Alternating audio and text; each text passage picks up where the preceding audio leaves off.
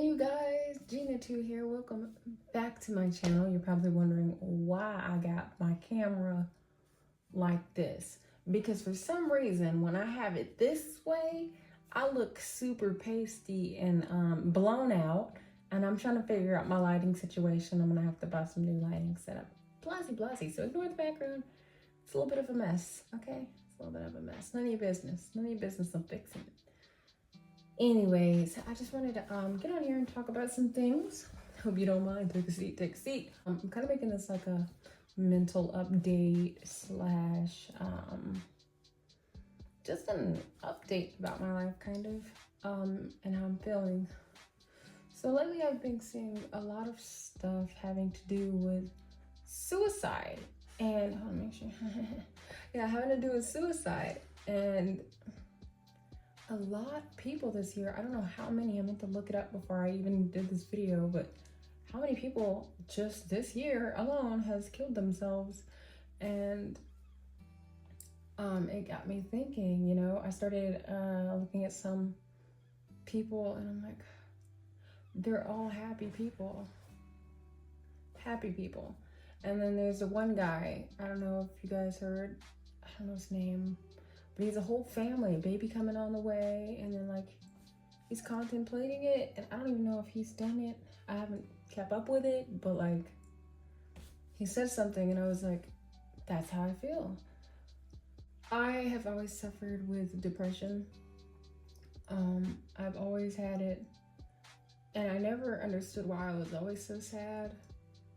I never understood why I just hated everything. Like I hated my life, and like not because anything bad happened to me, it's just I just always got in these dark moments, and I don't know, I guess I thought drinking back in the day would get rid of it, and it helped me, you know, and I thought that was a good way to cope. Of course, that's not the best way to cope. Don't be alcoholics, people. It's not good. But deep down it didn't help. I'm sober now. I've been sober for a while, and I still get those dark moments, and it's almost like it's just something in me. It just makes me upset, and I don't know what it is. It's like friends tell me, oh, you know, have you thought about getting a therapist? And I was like, I don't want a therapist. I don't. I had one when I was in the hospital and I was really sick, and I understood why they gave it to me then, because of course I was gone. I was getting ready to just go, but you know, but I also wasn't mentally stable. And I couldn't stand the way they were talking to me like I was a baby and I was a child. Oh, I understand. You need anything. I need you to leave me alone. You know, that's pretty much where my mind was. And I feel like no matter what anyone says to me, it's not going to change how I feel. And I think I'm going to have to figure that out myself. I am 28 years old. 28. And you would think I'd figured it out by now, but I've had this since I was a kid. It's probably why in school I was that goth kid. You know, emo goth, whatever you want to call it, scene queen vibe. You know, I always had some little something dark there. I remember the first time I tried to slit my wrist. I was like 14, 15, I don't even remember. I was a lot younger, and then it became a trend at my school and everyone started doing it and snitched on me and said I started it. And I tried to hide it from my mom for so long because like I bled everywhere, and I still have the marks to prove it. You know, and then I remember my principal telling me, oh, you're supposed to go up the tracks, not cross them. I'm like, oh, for real? Thank you for letting me know that in case I decide to do it again. You know, like just horrible. Anyway, I'm good, but I'm not good all the time. Oh, which was another point I was trying to get at. It's like all these people who are doing these things to themselves seem so happy on social media. They all seem like they have great lives, doing their best, body positivity type vibes, like just great people, always keeping smiles on others' faces. And then boom, they just go and decide, this is it. Like, and you're like, what, how can you have all this money? Or like, how can you, you know, have a whole family and then still do this to yourself? And it's like, well, because it's not because of them, you know, and it's it's something within that person that just hasn't been figured out completely, and they just are having a very hard time with themselves, and it's just hard. No one can, I mean, there's hope somewhere in yourself. You just gotta find it. You just can't resort to the last option, which I've done my best with now. I've had times where I attempted a couple times, and luckily I didn't fully go through with it, or it just didn't work. So I've been so much better now, and I've had moments where I'm like, you know what, I could just quit my medicine, and then I know that'll be a quick shortcut to where I need to go. And the only reason I'm not doing that is because I know how slowly that process will be and how painful, which shouldn't even be an excuse. You know what I'm saying? I don't, but I shouldn't want to even resort to that. You know what I'm saying? But it's like, it's hard. So that's kind of where my mental state is. I'm just trying my best. I don't care to have been, and I'm so grateful for my life. I know this is gonna come out horribly. This is gonna sound really bad, but I almost wish I didn't make it. In the sense, it's hard. I'm tired. I loved being independent, you know. But now I have to surround myself with people to help me 24/7. I hate being helped. My vision. I hate being partially blind and wondering if my eye is wandering the other direction. Yeah, that's exactly how I feel, Lulu. And then I hate having to try to walk, and then every other day it's like my feet will try to retract and go back the way they were going, and then it feels like I'm back at square one. You know, I try not to think of the future, and I try to just think of the now, because that's what's most important. I could not have it tomorrow, you never know.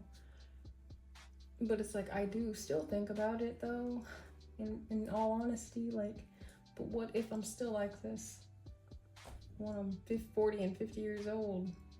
Am I gonna live till that age? If I do, I kind of don't want to. You know what I'm saying? Not like this. But that's why I'm doing the best I can, because it's like, you know, you didn't get here for nothing. There's gotta be a reason.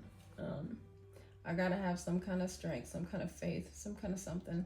And faith has been really hard, especially since, you know, my sister was taken in the middle of everything going wrong with me during that period of the AIDS situation. Ever since that, you know, it's been downhill, kind of. I don't know.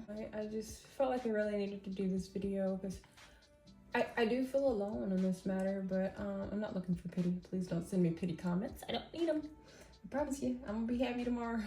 I am honestly pretty good. I'm always gonna keep a smile on my face when you see me on social media. I'm always gonna do my best to stay positive, because I don't want to drag anybody down.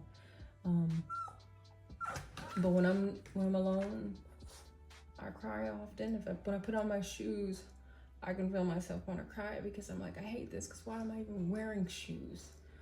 Like, you know, and I mean, that isn't like, it's not like it's gonna help me anyway. Come on, what's wrong? Sorry, somebody's showing out. And it just feels like everything I've strived for has been halted, and it almost feels impossible to get back to where I was. But all I can do is have faith and hope and pray, and a lot of the times, sometimes I feel like my prayers don't work. But God in his mysterious ways, just gotta have faith. And for those of you who don't believe in God, you know, you just still gotta have faith, gotta find a reason to hold on, because there's gotta be a reason.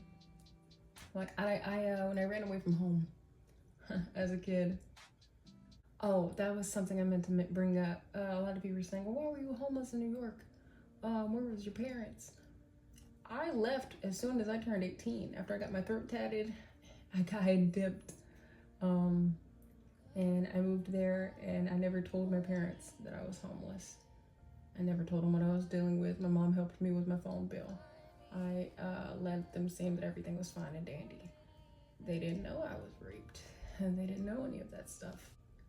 But If they did, they more than likely would have been on my tail and trying to get me to go back home. But me being Mrs. Stubborn, I wouldn't have done it because I was striving to go after my dreams. And if I had to start from the ground up, so be it. That's how much I wanted everything. And everything didn't work in my favor. Of course, I'm here now. It's like everything was a waste of time. So I still struggle with what's the point of this life, you know, like you're just here to exist. But let me not be depressing. I'm gonna kind of cut the video off here because I don't want it to drag on too long.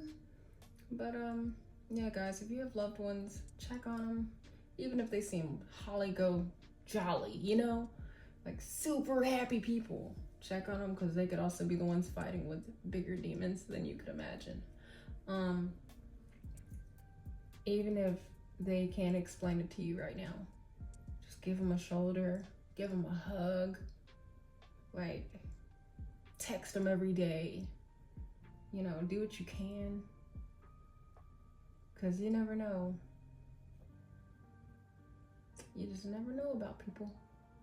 Anyways, that's my mental health moments for you story thingy. I don't know what to call it, but I'm glad you watched it, and I hope you're having a beautiful day, and share the love. Share the love. We all need some love. Thank you for watching. Please subscribe, hit the bell, comment. Yeah, thank you. I love you guys.